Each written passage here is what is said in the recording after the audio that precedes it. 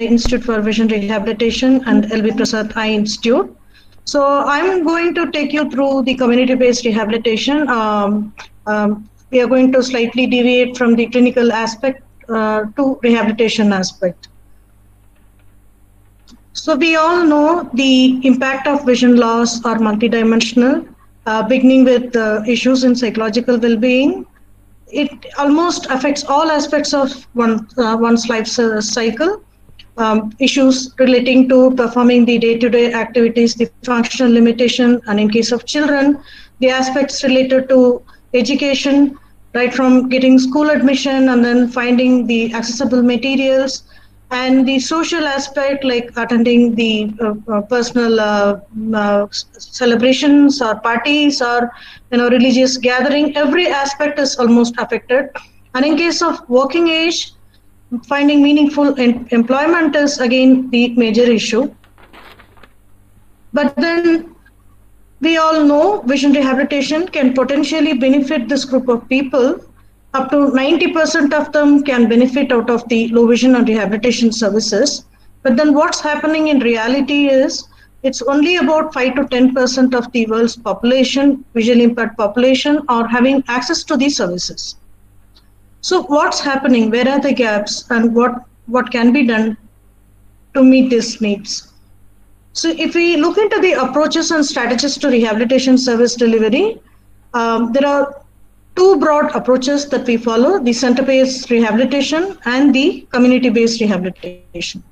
Again, center-based, we can classify the medical model.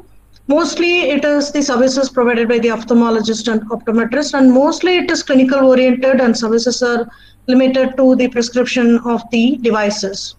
The component of mobility and the other rehabilitation aspects are not often provided here.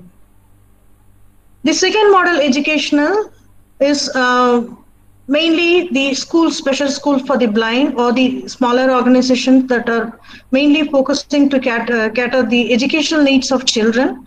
The services are often provided by the special educators. And the third model, physician model, usually it's the general physician, maybe a smaller percentage of people who make referral to the low vision care unit for further care. So overall, if we look into this model, the medical model, the center-based model, it is not the comprehensive service that one can avail from this. And also the other major limitations: institutional cost. You need to pay, the human resource cost, and then developing the infrastructure and the other costs involved in providing services. And the service coverage also, mostly it is all urban based. So that way, we're not able to meet the needs of people from the rural part, and lack of coverage for all age groups. Say, if you're taking the special school, it is meant only for the school-going children. If someone at the age of 25 or 30 or beyond that, if they are in need of some services, they cannot approach the school. And similarly, the medical model, if it is only the mobility-related services, they cannot access that from the hospital or the clinics.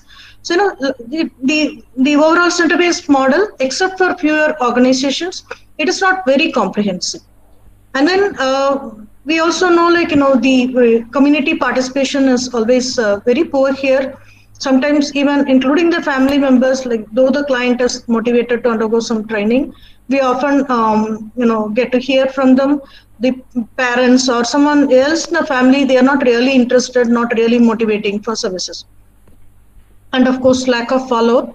Unless they come to us, probably we can make 3 to 5 phone calls. But then, if they're not turning back, then really, we're not able to help them in the rehabilitation process. Wherein, in community-based rehabilitation, it's the combined efforts of people themselves who are visible, and their family members and communities. Obviously, it's very highly cost-effective because we're not investing on any infrastructure. It is done in the practical environment, so it is more functional. We can analyze what are their needs, and then accordingly we can customize, we can design the rehabilitation plan. And then there is increased participation by the family and the community. If the child is studying in the school or somewhere, the neighbors and the community members may not witness to say like what is the child is doing, but wherein here they come up and then say, hey, yeah, I know there's a child next door. The child, they may not exactly describe what exactly the child is doing, studying, but then they can narrate actually. The child is doing something, going to the school. He touches and reads. So their own way they try and then explain how the child is participating. And it's a very comprehensive approach. Usually CBR programs, it is covering the preventive, curative, and rehabilitation aspect. So that way, it is the overall services that is covered, and then more specifically about rehabilitation also. It is like if you're identifying a child, then it is all aspects related to education and the social participation, involving them with the self-help group, and then training them on the mobility. All that will enable them and enhancing their social participation.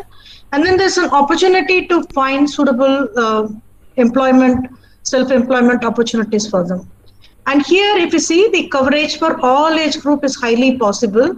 We must remember that 65% and more than that are of the visually impaired or 50 and above years. And similarly, the early intervention group also. No special school, no organization is providing the early intervention services. There are, again, I'm saying like very fewer organizations at the tertiary level are offering the early intervention services. So what about the primary and secondary level? There's no such organizations available, first of all. So overall, if you see the community-based rehabilitation versus the center-based rehabilitation, we can easily relate that CBR will be the only viable model to provide service coverage, especially at the primary and secondary level services. And again, this is the estimation of service coverage given by the World Health Organization. If you see here, like about 50% of them would require only the primary level services. All those age may not require computer training, may not require any advanced low vision care. So 50% of their need could be only the basic mobility or the basic grooming or the daily living activities. Another 20 might require little more advanced low vision care, which is offered at the secondary level. So it's very important to cover this 70%. The remaining 30 would anyway go to the tertiary level, but it's very important to cover the 70%. So to cover this population, CBR is going to be the viable model.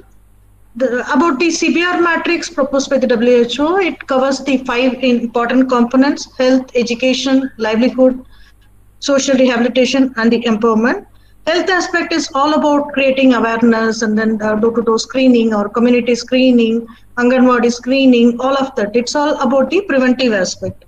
And then the educational component, it is right from training them on using some devices, maybe the low vision devices, the optical devices such as telescope or the magnifiers, or it could be the braille related things for the child who is completely blind, and getting their admission, everything related to their education. And livelihood opportunities, the picture that you're seeing is the one, like some of the economic placement that we have done in the community. As you see from here, smaller things, but then really helpful for them to live a dignified and independent life. The social rehabilitation to make them independent, it includes everything like skills like mobility training or the money identification, and then the empowering them, the group discussion, interaction, all of that. And empowerment, talking about their rights, what are the various disability rights, and then involving them, motivating them to participate in the events, any management plan that we are working for that particular community, involving them. So everything related to that. Though we say like CBR is the best model, there are several challenges here. Like it's not that easy to implement CBR anywhere.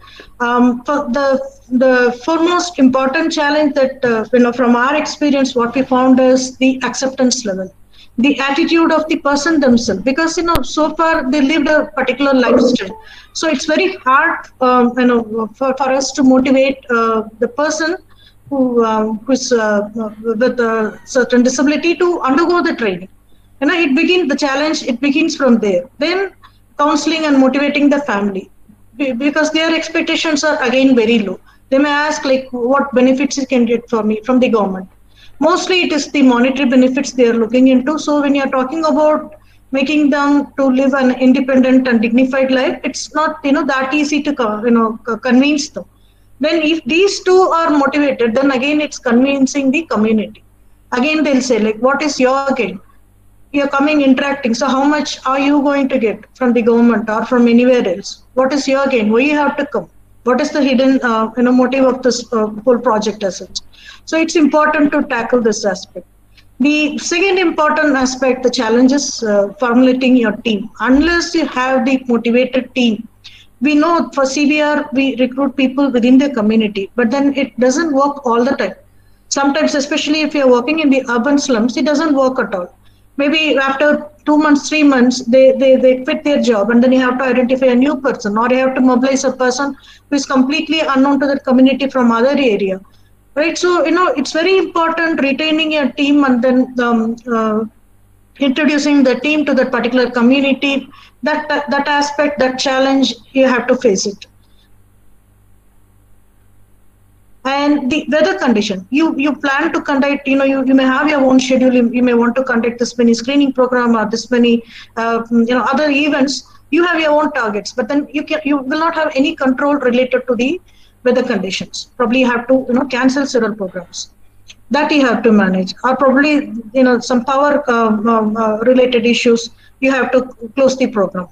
And sudden death or sudden festival, it's our experience, like many a times, like almost we reach the village and then they say no, you can't enter because there's the death there, or there's some celebration going on this week, you can't do. So all these unpredicted things we have to face. And connectivity, I'm sure this may be the experience of anyone who is connecting the CBR program. Like for several villages there won't be any transportation facility. Including myself, I have walked several miles, like making use of the other local transportation, sometimes cycling or traveling through the other local vehicle, whatever is available. So that issue we have to tackle. We have to plan well. The final one, political influence, that's beyond our control. Sometimes you feel like giving up, like do we really need to do, because they don't understand the concept. Any program you conduct, they want to be there. You have to please them. You have to satisfy them. You have to see that they are coming in the media.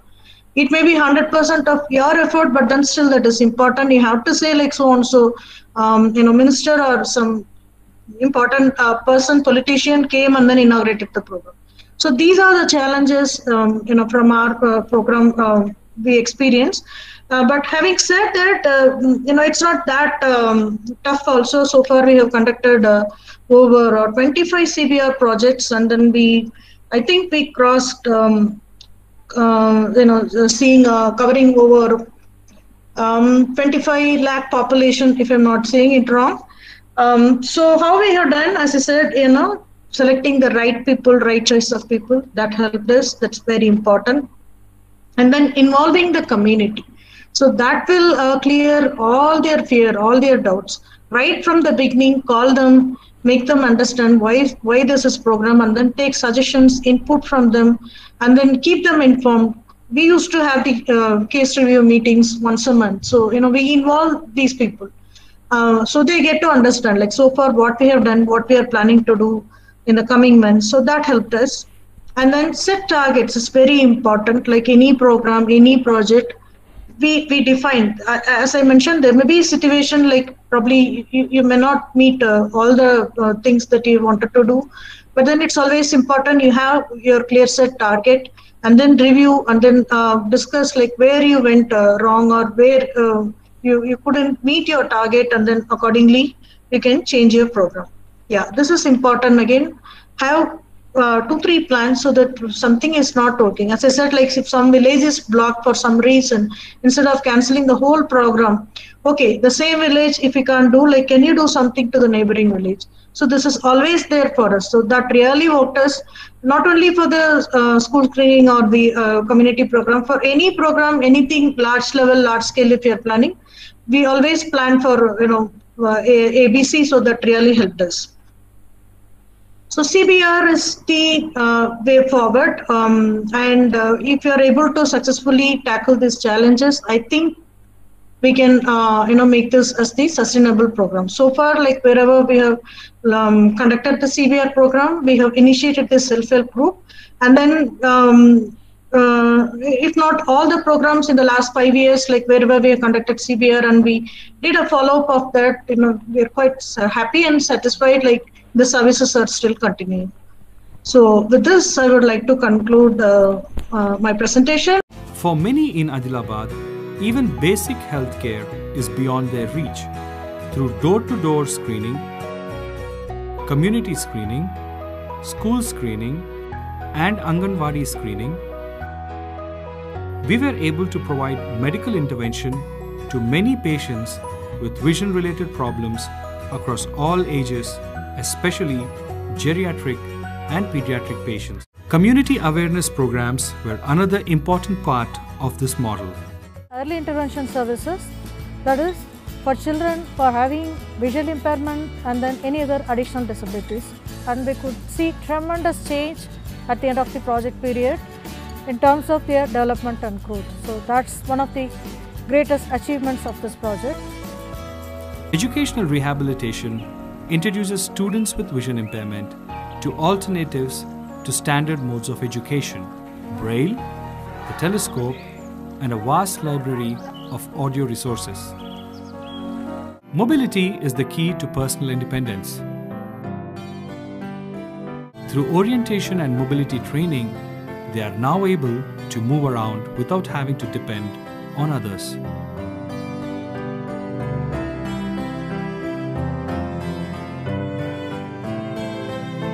Home management and daily living skills training allows people with vision impairment to perform domestic and personal tasks independently.